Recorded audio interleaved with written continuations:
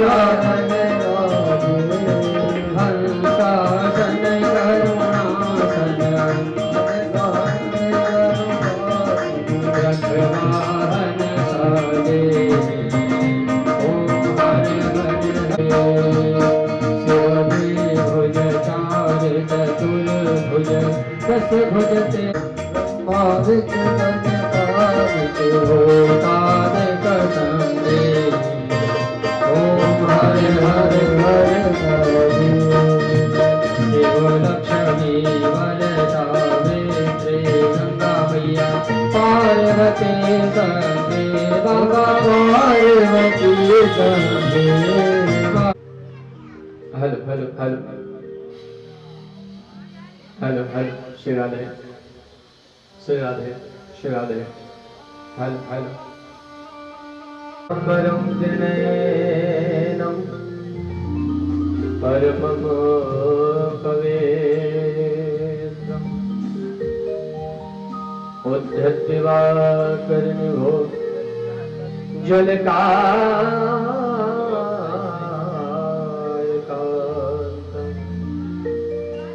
विघ्नेश्वरं सकलविघ्नहरं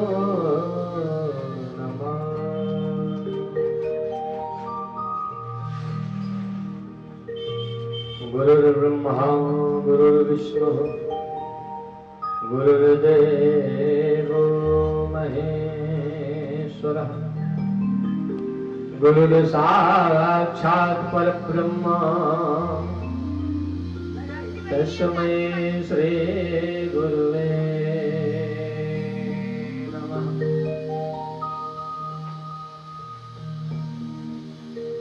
सच्चिदानंद रूपाय विश्वोत्पत्त्यादिहेतवे तापत्रय विनाशाय श्री कृष्णाय वयं नमः। वरहापीडं नटवरवपो कर्णयो कर्णकारम् बिभ्रतवासा कनककपिशं वैजयन्तीं चमानम् रन्धानुर्वेणुर्सरस्वतयः पूरयन्गोपवृन्दे वृन्दारण्यं सुभद्रमणं प्राविशत गीतगे।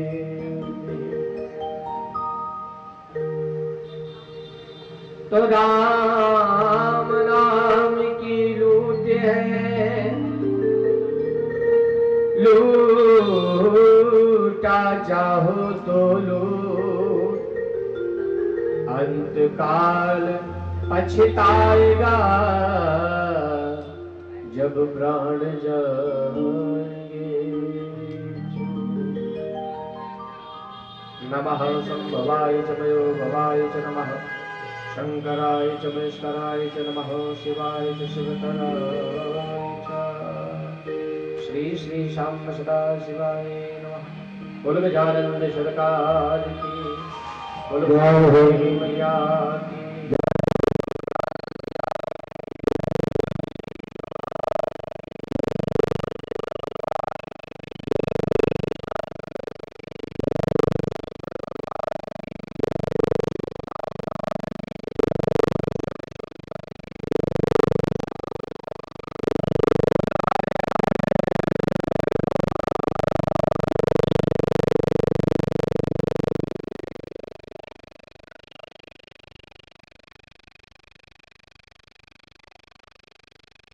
प्रथम पूजनी प्रथम वंदनी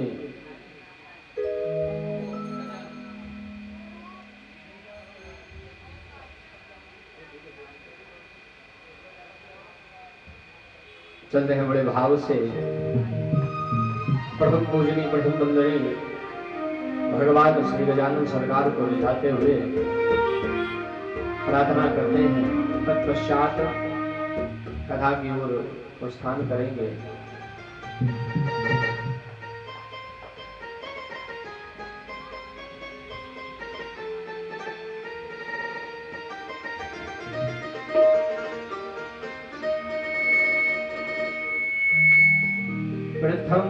मनाओ श्री गणेश को, ध्याओ शारद मात,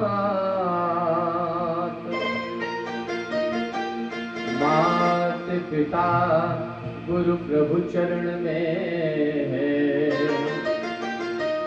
नित्य नवाओ। जो भक्त जहाँ पर बैठे हैं वहीं पर बैठे बैठे भगवान का चिंतन करें, भगवान से प्रार्थना करें। हो गजानंद महाराज पधारो, कीर्तन की तैयारी है। गजानंद महाराज पधारो, पूजन की तैयारी है। आओ आओ गणपति आओ, चाव दरस को भारी है। बड़े भाव से प्रभु से प्रार्थना करेंगे। ओ गजानंद महाराज पधारो, कीर्तन की तैयारी है। गजानंद महाराज पधारो, कीर्तन की तैयारी है। आओ आओ गणपति आओ, आओ आओ गणपति आओ, चाव दरस को भारी है। गजानंद महाराज पधारो, कीर्तन की तैयारी है। गजानंद महाराज पधारो।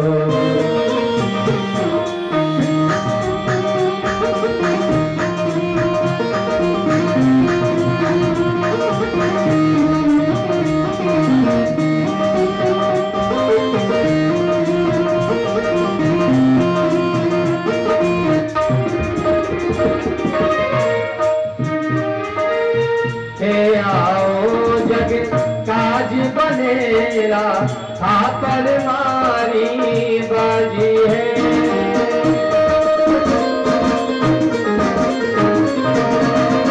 हे आओ जग काज बनेरा थापड़ मारी बाजी है। रणत भवर गण वालों सुन लो, चिंता माने लागी है। देर करो मत सरसोना, देर करो अब सरसोना, चरणों में अर्घ हमारी।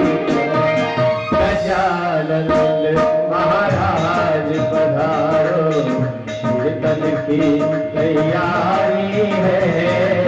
गजानंद महाराज पधारो।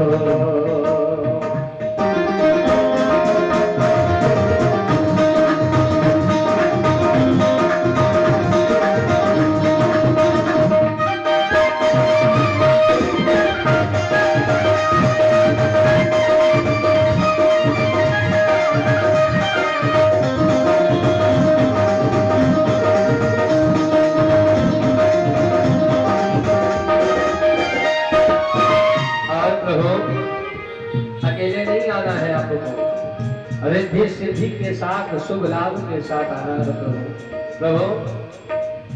रिद्धि सिद्धि संग आओ विनायक, देव दरस तारा भगताने।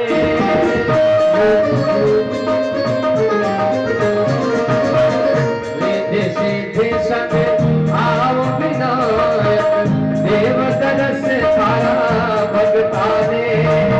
भोग लगावा धूप लगावा, पुष्प चढ़ावा तेरे चरणों में, पुष्प चढ़ावा तेरे चरणों में। गजानंद तेरे हाथ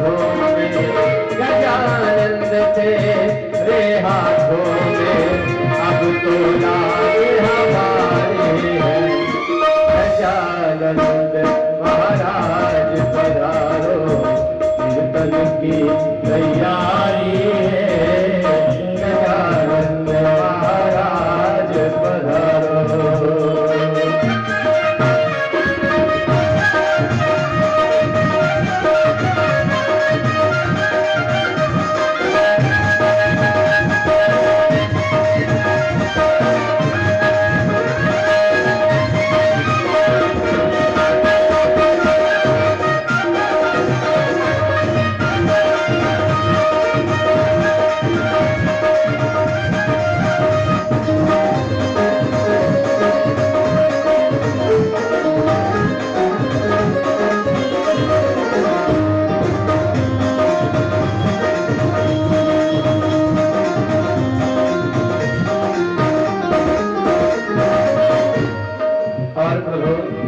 भगता की तो विनती सुन ली, शिव सुत प्यारो आयो है।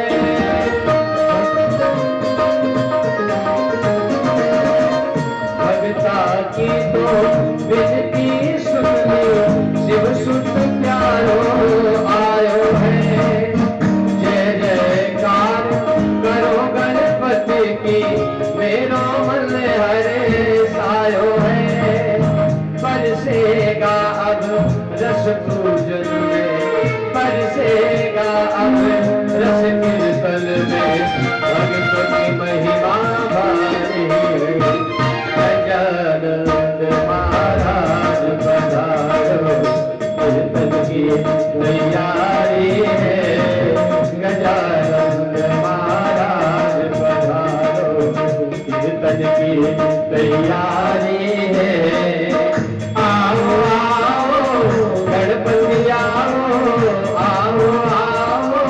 गणपति आओ दरस को बारी है।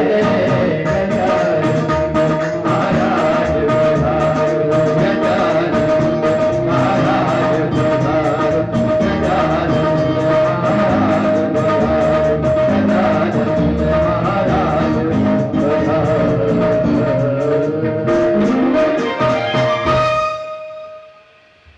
कीर्तन की तैयारी है, आओ आओ गणपति आओ, चारों दरस को भारी है।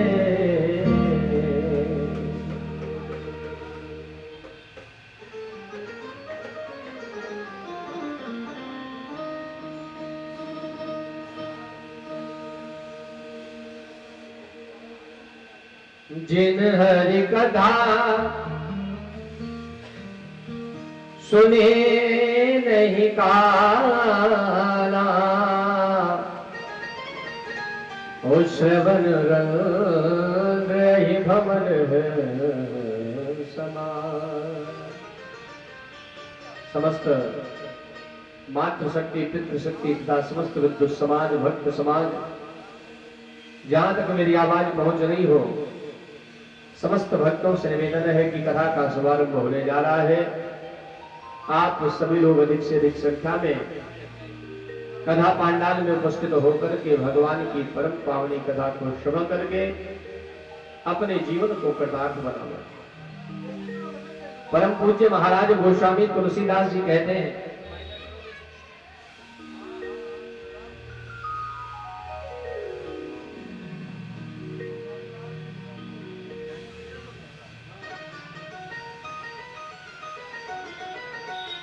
जो व्यक्ति भगवान की कथा में रुचि नहीं लाता है, श्रवण नहीं करता है कथा को भाव से, उस व्यक्ति के विषय में कहते हैं महाराज गोस्वामी तुलसीदास जी, जिन हरि कथा सुनी नहीं कान, श्रवणे रंद्रहि भवने समाना। जो भगवान की कथा नहीं सुनते हैं, व्यर्थ की बातों को सुनते हैं, इधर की चुगली उधर की चुगली को श्रवण करते हैं, उनके मानो जो कान है श्रवण रंग ऐ भवन समाना, सर्पों के बिल के समान बताए गए।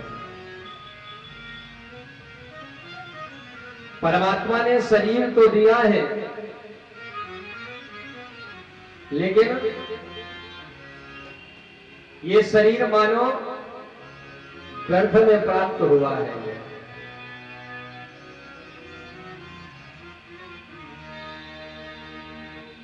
कहने लगे जिन हरि कथा, जिन हरि कथा, जिन हरि कथा है नहीं आए, जिन हरि कथा जिन हरि कथा, जिन हरि कथा है नहीं आए,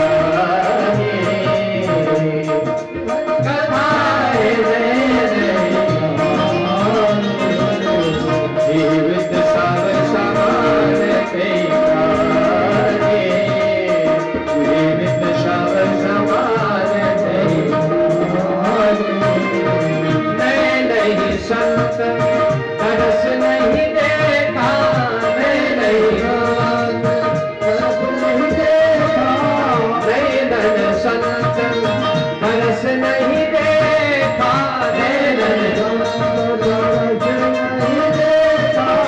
लोचन मोर पंख कर लेखा, लोचन मोर पंख कर लेखा, राम कथा,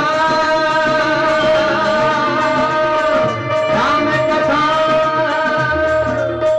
राम कथा सुनकर करता रे, राम कथा सुनकर करता रे, संशय भी हमें उड़ावत हारे, संशय हमें उड़ावत हारे, मंगल भवनया मंगल हारी, मंगल भवनया मंगल हारी, मंगल भवनया मंगल हारी, मंगल भवनया मंगल हारी, प्रभु सो दशरथ अजर बिहारी, प्रभु सो दशरथ अजर बिहारी, राम कथा,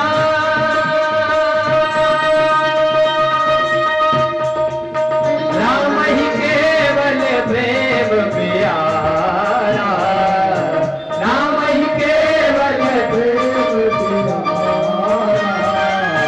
जान लेव जो जान हारा, जान लेव जो जान हारा, जिन हरि कथा श्रवण हृदय नहीं आने, और जीवित सब समान तेरे प्राण। जिनके हृदय में यह कथा व्याप्त नहीं होती है, जो सुनते हैं और कहते हैं ये कथा तो बहुत सुन रखी है,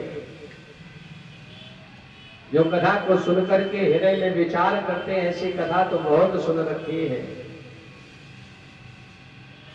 तो महाराज संत गोस्वामी तुलसीदास जी कहते हैं रस विशेष जाना तिन नाय, जिन्होंने कथा को सुनकर के कह दिया मैंने कथा बहुत सुनी है, अब कथा से मेरी आत्मा भर गई है, तो मानो उन जीवों ने, उन प्राणियों ने भगवान की कथा के महत्व को श्रवण ही नहीं किया। कथा है क्या? कथा है क्या? कथा है वो जो जीवन को संवार दे,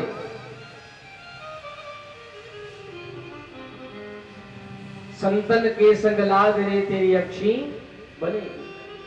कथा हमारे जीवन को संवारती है, जीवन को बनाती है।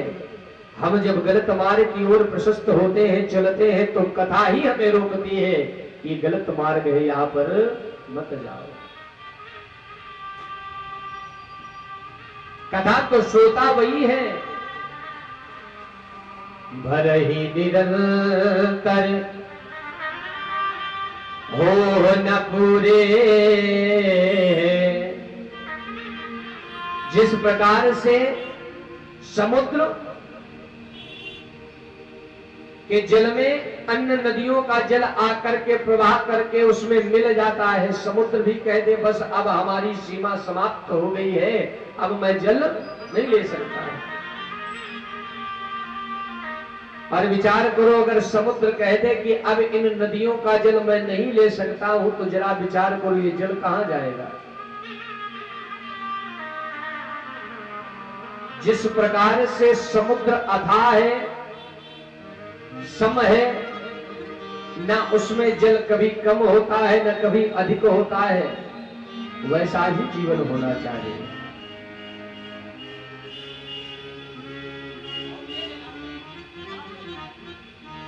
भले ही निरंतर हो न पूरे।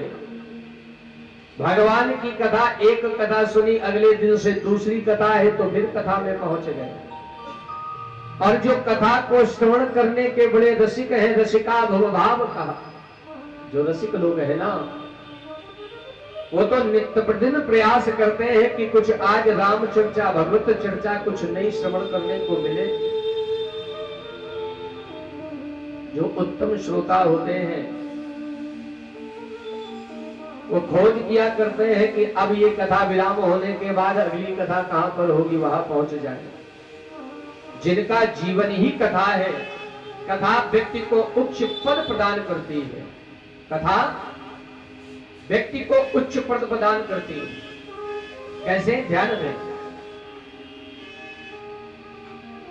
कौवे को पक्षियों में चांडाल कहा गया है, कौवे को पक्षियों में चांडाल कहा गया है, और गरुड़ को पूजनी कहा गया है। समुद्र के जल में अन्य नदियों का जल आकर के प्रवाह करके उसमें मिल जाता है। समुद्र भी कह दे बस अब हमारी सीमा समाप्त हो गई है, अब मैं जल नहीं ले सकता। और विचार करो, अगर समुद्र कह दे कि अब इन नदियों का जल मैं नहीं ले सकता हूं, तो जरा विचार करो ये जल कहां जाएगा। जिस प्रकार से समुद्र अथाह है, सम है, ना उसमें जल कभी कम होता है न कभी अधिक होता है, वैसा ही जीवन होना चाहिए।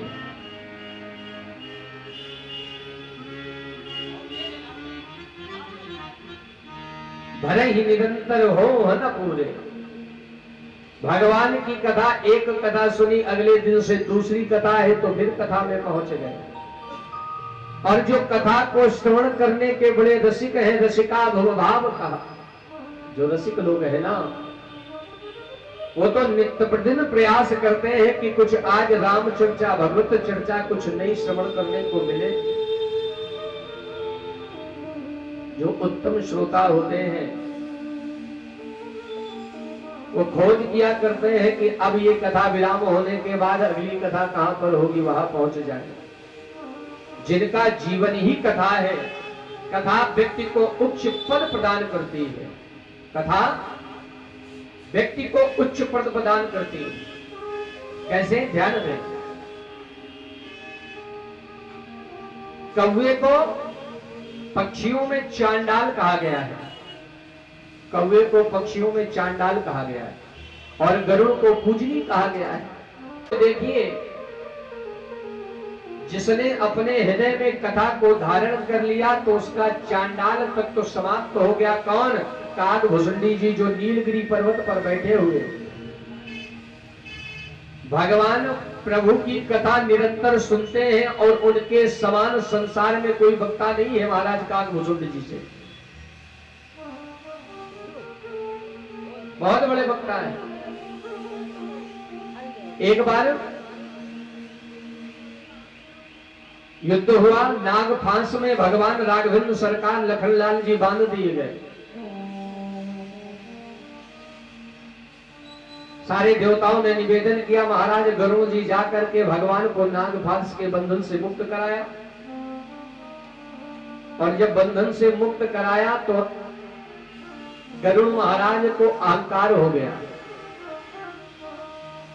ऐसा अहंकार, विचार करते हैं जो परमात्मा सभी को बंधन मुक्त करता है, बंधन से परे करता है, आज वही बंधन में आ गया। अगर मैं जाकर के इनके ब्रह्म नाग फांस को नहीं काटता तो ये इसी में बंधे रह गए। अहंकार आ गया हृदय में।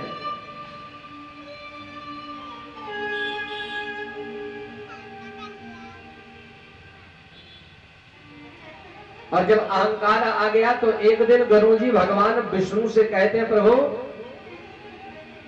आपकी दया से हमारे अंदर इतना सामर्थ्य है, इतनी आपकी कृपा है कि मैं चाहूं तो इस सारे संसार को अपने एक पंख के रोम में उठा करके चल सकता हूं। ये जो त्रैलोक है ना महाराज, इस त्रैलोक को अपने पंख के एक रोम में धारण कर सकता हूं। ब्रह्मा विष्णु महेश प्रभु आप सभी तीनों देवता, तीनों भुवन, सब मैं अपने एक रोम में धारण कर सकता हूं। भगवान ने कहा, सही कहते हो गरुड़ जी, तुम बलवान तो हो ही।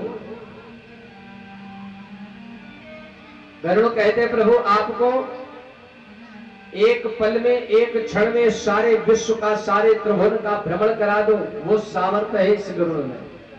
भगवान ने कहा अच्छा ठीक है, तो ऐसा करो मुझे फलानी जगह पर ले चलो। और महाराज गरुड़ जी अपने पंखों को फैलाया है, भगवान ने अपनी अंगुली को एक रखा है नारायण ने गरुड़ के ऊपर, और एक अंगुली को रख करके भगवान नारायण ने थोड़ा सा दबा दिया। अब महाराज गरुड़ जी अपने पंखों को फैला रहे हैं, खूब पंख फड़फड़ा रहे हैं, लेकिन एक कदम आगे नहीं बढ़ पा रहे। खूब प्रयास किया, खूब बल लगाया, पराक्रम किया, लेकिन एक पल भी, एक क्षण, एक कदम भी आगे नहीं बढ़ पाया।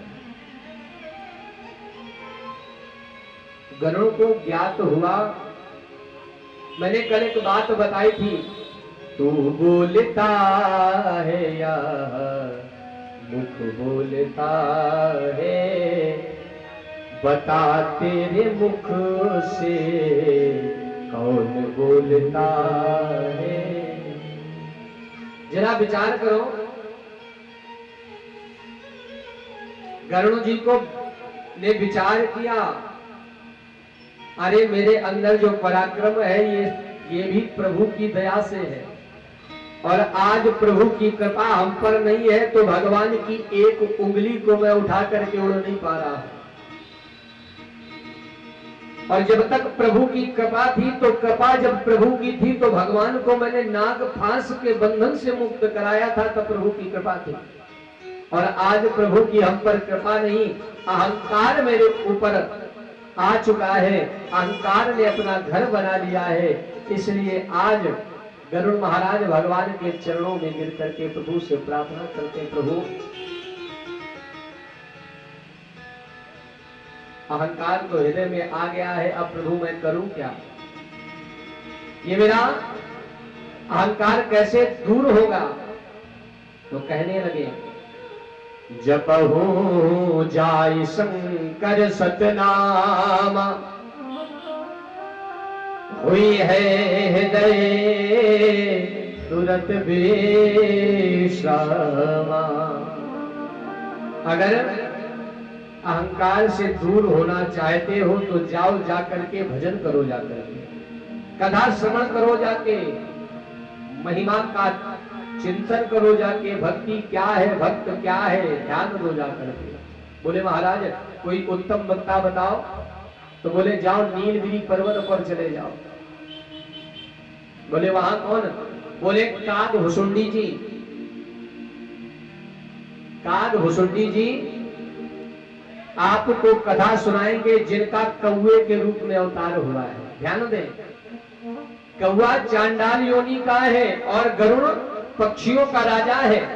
कथा वो ज्ञान देती है, कथा वो पद प्रदान कर देती है कि एक चांडाल योनि का कौवा एक पक्षियों के राजा गरुड़ को कथा सुना रहा है। अरे कथा कोई साधारण नहीं है, कथा से जीवन में परिवर्तन आता है। लोग कहते महाराज मेरे घर में रोज लड़ाई होती है, रोज कलेश होता है। तो प्यारे रामचरितमानस का पाठ करना प्रारंभ कर दो अर्थ सहित से।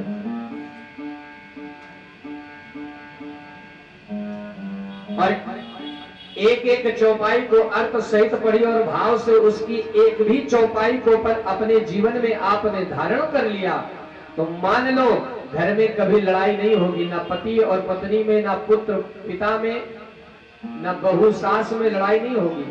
क्यों? आजकल हम ही एक दूसरे के दुश्मन हैं। लड़ाई का विषय क्या है? हमारे आपके प्रति त्याग नहीं है। आजकल हम झुकना नहीं चाहते हैं। झुकना, हमसे बड़ा कोई है तो उसे झुक करके प्रणाम नहीं, अपने अहंकार में मदांध है, मैं क्यों झुकूं इनके आगे। प्यारे, झुकने से बहुत कुछ मिलता है। अभिवादन शीलस्य नित्यम वृद्धोऽपि सेवना चत्वारि तस्य वर्धन्ते आयु विद्या यशो बलम्। जब आप किसी के चरणों को प्रणाम करोगे, झुक करके प्रणाम करोगे तो 4 चीजें बिना मांगे आपको मिल जाएंगी। और ये 4 चीजें आपको मिल गई तो फिर संसार में कोई शेष वस्तु बचती नहीं है। पहली, आयु, लंबी आयु हो गई।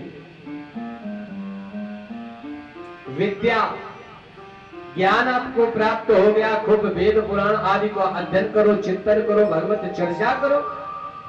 आयु, विद्या, यशो, यश मिलेगा, कीर्ति मिलेगी आपको, चारों तरफ आपका यशगान होगा। आयु विद्या यशो बलम, बल मिल गया। संसार में कितना भी धन भरा हो, कितना भी सुख भरा हुआ हो, लेकिन शरीर अगर आपका स्वस्थ नहीं है, शरीर में रोग दोष भरे हुए हैं तो सब बेकार है। धन तो खूब भरा है लेकिन उस धन का उपभोग नहीं कर पा रहे हो। एक एक नई नई बीमारियों से उलझे हुए हो। धन तो भरा है लेकिन मिठाई की दुकान में जाते हो और मिठाई को देख करके ललचाते हो कि एक पीस हम भी खा ले, और फिर विचार करते हो अगर धोखे में खा लिया तो फिर कंडा जैसे धरे रहेंगे। डॉक्टर ने मना किया है कि शुगर है, मीठा मत खाओ। इच्छा तो बहुत है लेकिन खा नहीं सकते, तो ऐसे धन का क्या लाभ है? धन तो वही है, सबसे बड़ा धन क्या है?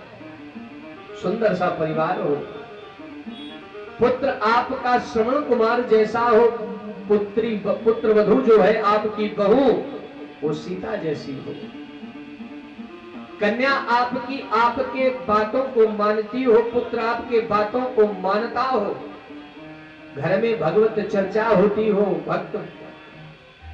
भक्तों का आवागमन होता हो, संत आते हो, शरीर स्वस्थ हो, इससे बड़ा सुख जीवन में क्या है प्यारे? जोड़ी जोड़े भर लियो खजाना, फिर भी तृष्णा अड़ी रही, अरे पड़े रहे सब अंगले बंगले, अरे खाली दारा बंगले। जोड़ जोड़ खूब खजाना भर लिया, फलाने का भी ले लिया, ढिमाके का भी ले लिया, ले लेकर के अंबार खड़ा कर दिया।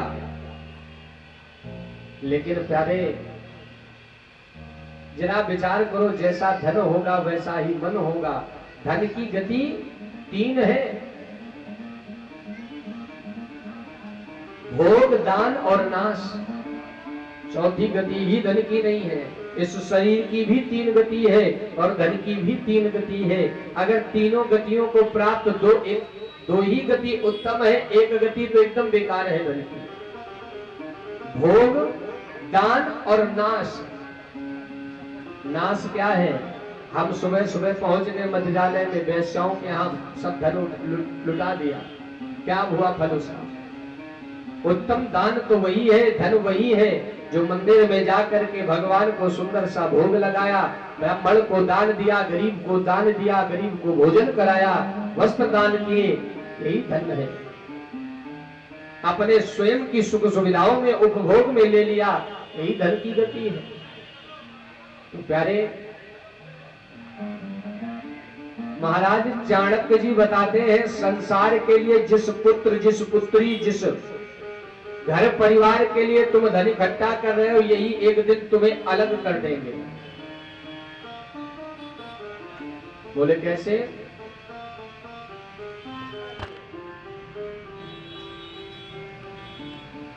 कहा, जब एक पुरुष का विवाह होता है तो पुरुष और स्त्री दोनों सौगंध खाते हैं कि सुख में भी साथ रहेंगे, दुख में भी साथ। बताया, जिस परिवार के लिए, जिस पुत्र के लिए हम धन आदि इकट्ठा कर रहे हैं, वही पुत्र एक दिन आपको ऐसी गति में ले जाएगा जो सपने में भी नहीं सोचा होगा। चाणक्य जी से किसी ने पूछा कि संसार में सबसे बड़ा शत्रु कौन है, तो बताने लगे पुत्र। कहा, संसार में मनुष्य का, मानव का सबसे बड़ा शत्रु कौन है? तो चाणक्य ने कहा पुत्र।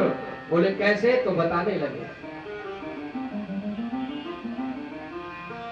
बोले जैसे ही विवाह हुआ, पति पत्नी में आपस में बड़ा प्रेम है, कुछ समय के बाद जैसे ही पुत्र का जन्म हुआ, ध्यान दें, जैसे ही पुत्र का जन्म हुआ तो जो पत्नी का पूरा प्रेम पति पर था 100%, वो आधा खत्म हो गया, 50% पति पर हो गया, 50% पुत्र पर आ गया। पहले जब बाजार से पति आता था तो दौड़ करके जल लेके पहुंचती थी, महाराज आए हैं जल पिलाओ। अब जब पुत्र हो गया तो जैसे ही पति देव आते हैं तो बच्चा रोना शुरू कर दिया।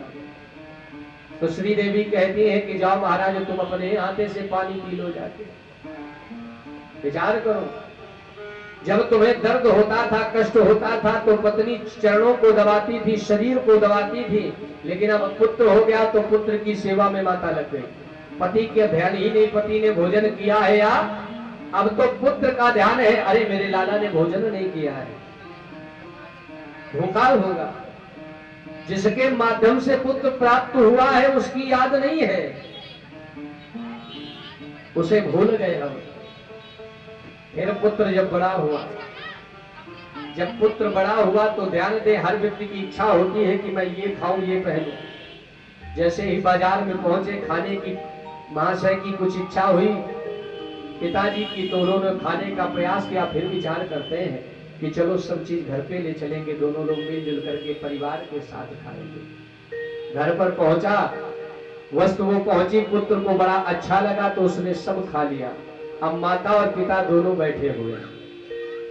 जरा विचार करो, वही वस्तु तुम्हारा भाई, तुम्हारी माता खा ले तो एक बार मुंह टेढ़ा हो जाएगा, लेकिन पुत्र ने खा लिया तो शांत बैठे। इच्छा थी खाने की, स्वयं के लिए लाए थे, लेकिन वही पुत्र खा गया। चलो जैसे मैंने खाया वैसे पुत्र ने खा लिया। और जब पुत्र बड़ा हुआ तो तुम्हारे पास साइकिल नहीं है चलाने के लिए, उसके लिए मोटरसाइकिल ला रहे हो। अपनी इच्छाओं का मर्दन करने लगे, इच्छाओं को मारने लगे। स्वयं के पास कपड़े नहीं है लेकिन हजार हजार के वस्त्र पुत्र को पहना रहे हो, और वही पुत्र कब तक प्रेम है?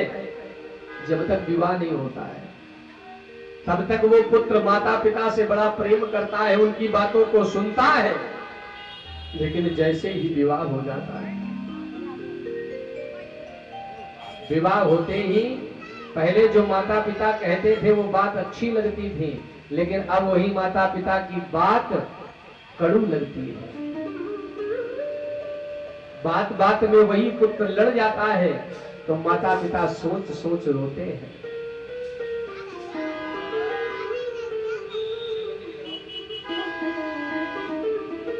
जिस पुत्र के लिए मैंने अपने जीवन का सर्वस्व लुटा दिया, अपनी सारी इच्छाओं को मैंने मार दिया जिस पुत्र के लिए, आज वही पुत्र कहता है तुमने मेरे लिए किया क्या है?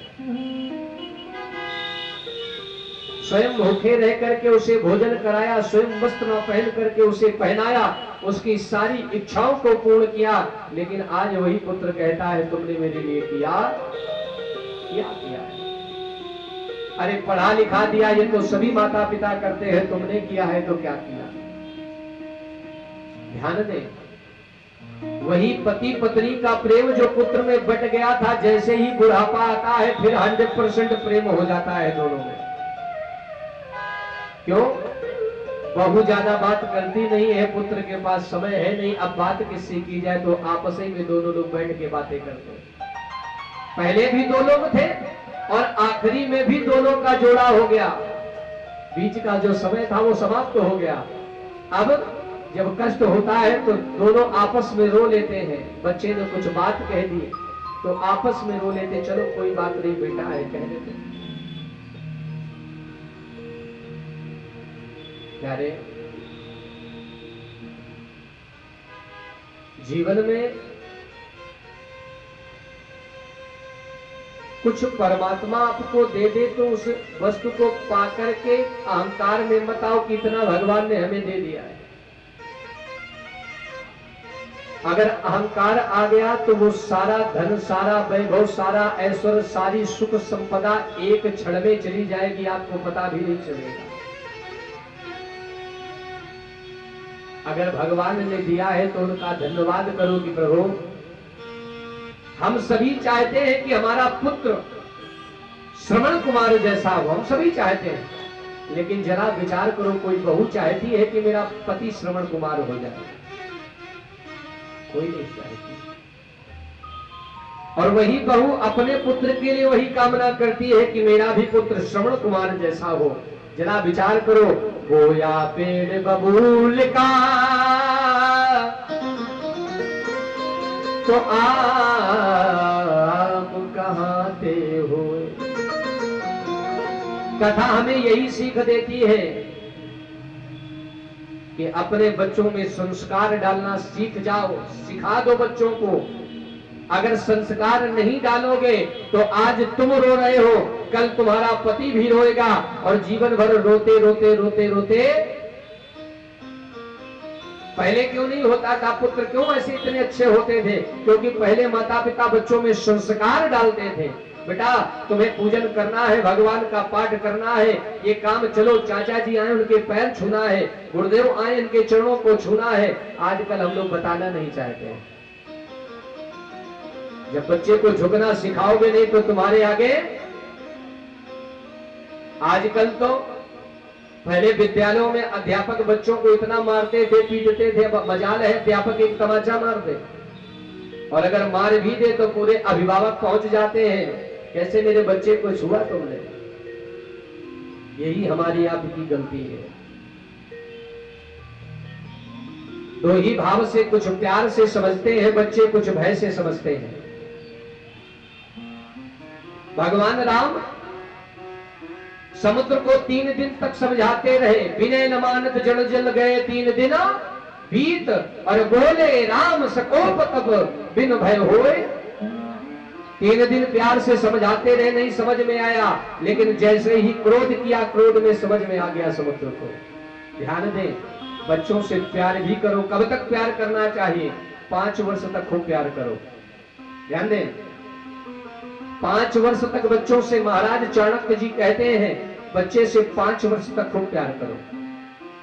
लेकिन जैसे ही 5 के बाद बच्चा बोलने लगे, समझने लगे, तो बच्चे से थोड़ी सी नजर टेढ़ी करना प्रारंभ कर दो। प्यार भी करो, थोड़ी सी टेढ़ी करना शुरू कर दो। जैसे ही बच्चा 10 वर्ष का हो जाए तो 10 से 20 वर्ष तक बच्चे पर एकदम शत्रु भाव से दृष्टि होनी चाहिए। दंड किया है, अपराध किया है तो दंड मिलेगा, और अगर दंड नहीं दिया तो वही आपके लिए आगे दंड बन जाएगा।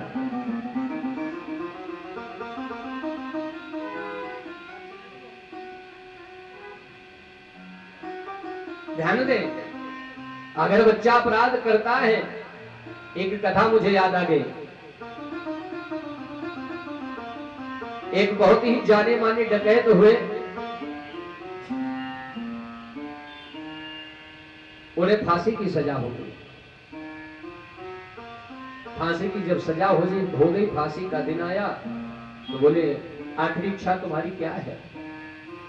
बोले मेरी आखिरी इच्छा है, मैं अपनी मैया का दर्शन करना चाहता हूं, माता से मिलना चाहता हूं। पुलिस वालों ने उस दिन उसकी माता को बुलाया उस व्यक्ति ने माता को देख करके दौड़ करके मैया के नाक को काट लिया अपने मुख से। और जब नाक को काट लिया तो पुलिस वालों ने पूछा, तुमने अपनी मैया के नाक को क्यों काटा? बोले, आज जो इतना बड़ा मैं डकैत तुम्हें दिखाई पड़ रहा हूं, ये मेरी मैया की ही शिक्षा है। बोले कैसे? बताने लगे। बोले, मैं जब छोटा सा था तो मैंने पहले सर्वप्रथम एक चोरी पेंसिल की और पेंसिल की चोरी करके जब मैं मैया के पास पहुंचा तो मैया ने बड़ा मुझे शाबाशी दी कि चलो बेटा बहुत अच्छा किया, पेंसिल ले आए। आगे मैंने रबड़ चुराई, फिर पुस्तकें चुराना शुरू किया। धीरे धीरे आज मैं इतना बड़ा डकैत हो गया। बोले, जब मैंने पहले पेंसिल चुराई थी उसी समय मेरी मैया अगर मुझे 2 कंटाप मार देती झुमा करके तो आज मैं इतना बड़ा डकैत नहीं होता। ध्यान दे प्यारे, कोई भी जीवन में अपराध करे, अगर अपराध के निमित्त उसे दंड नहीं मिलता है तो फिर अपराध नहीं अपराधी हो जाता है। बोल शंकर भगवान की। ये भाव होना चाहिए।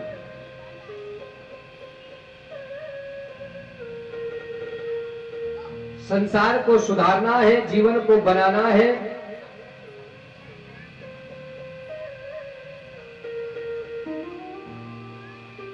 तो अपने इस शरीर को मत संभालो, अपने मन को, अपने तन को, अपने जीवन को बनाना शुरू करो। एक संत कहते हैं, बहुत ही प्यारा भाव है।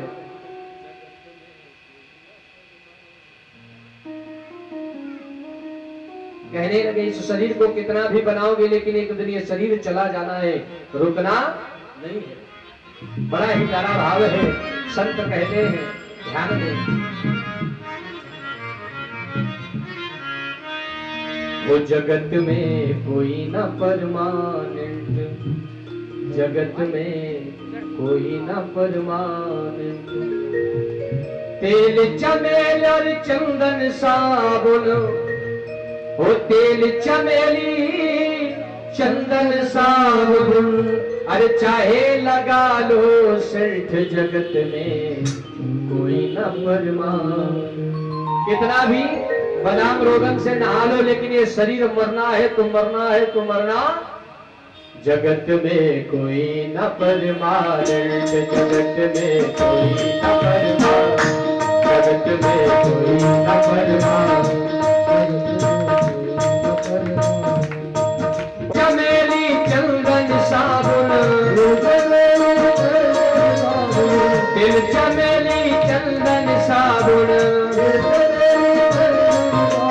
चाहे लगा लो जगत में कोई न परमानेंट, जगत में कोई न परमानेंट, जगत में कोई न परमानेंट।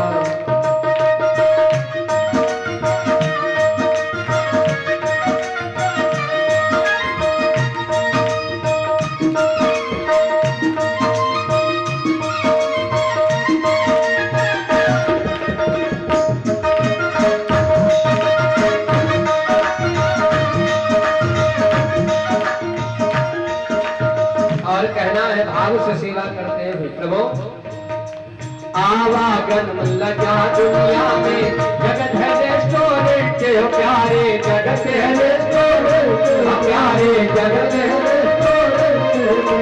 ये जो संसार है एक होटल है, एक किराए का घर है, आज है कल खाली करके हमें चेकआउट करके जाना है दूसरी जगह। परमानेंट नहीं ये शरीर है आपके साथ।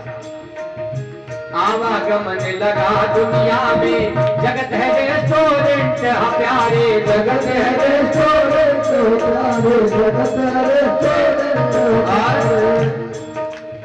अंत समय में उड़ जाएंगे, अंत समय में उड़ जाएंगे, अंत समय में उड़ जाएंगे, अंत समय में उड़ जाएंगे। और तेरे तंबू टेंट, जगत में कोई न परमानेंट, जगत में कोई न परमानेंट।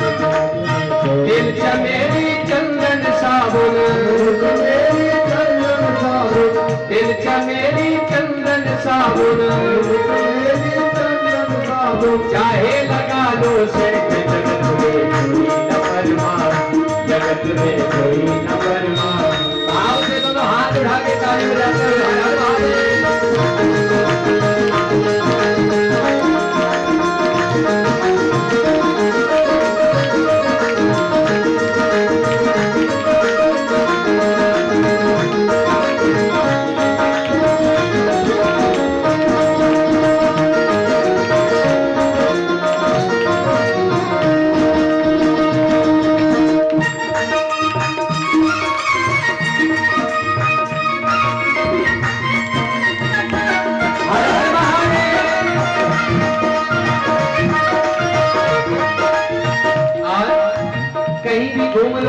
एक दिन पहुंचना वही है।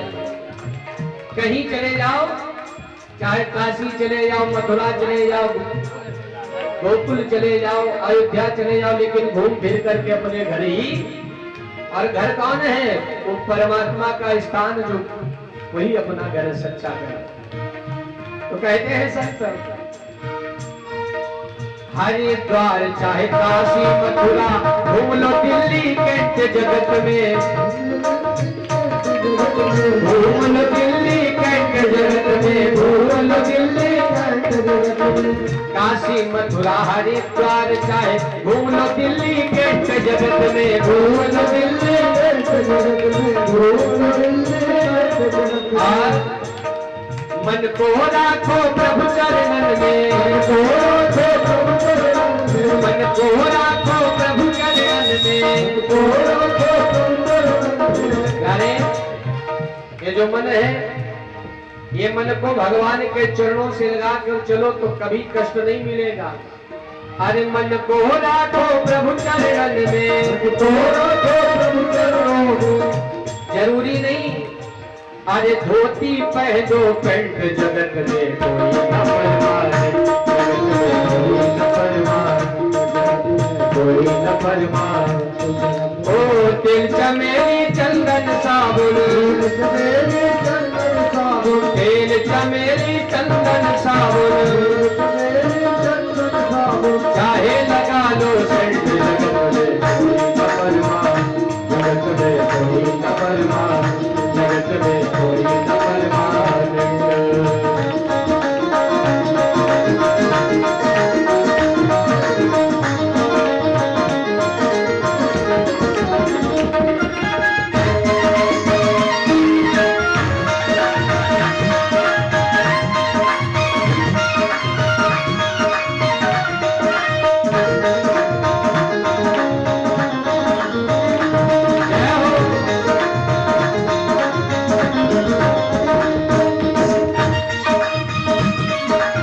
सेवा करते हुए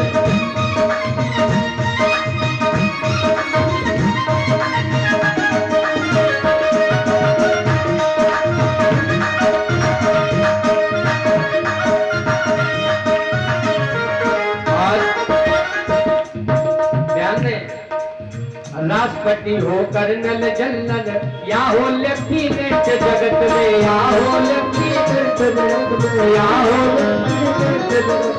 चाहे राष्ट्रपति बन जाओ, चाहे प्रधानमंत्री, चाहे मुख्यमंत्री, जाना सबको। यहाँ पर हम आए हैं तो सबको एक कार्य सौंपा गया है, वो कार्य हम लोग कर रहे हैं। जो जितनी ईमानदारी से करता है उसे वहां पर वो रिजल्ट मिलता है। कि 100% पास हो या किस मार्ग से पास हो, ध्यान दें। तो यहाँ इतने अच्छे कर्म करो कि वहां पर आपको किस मार्ग न लेना पड़े, अपने परिश्रम से पास हो जाओ।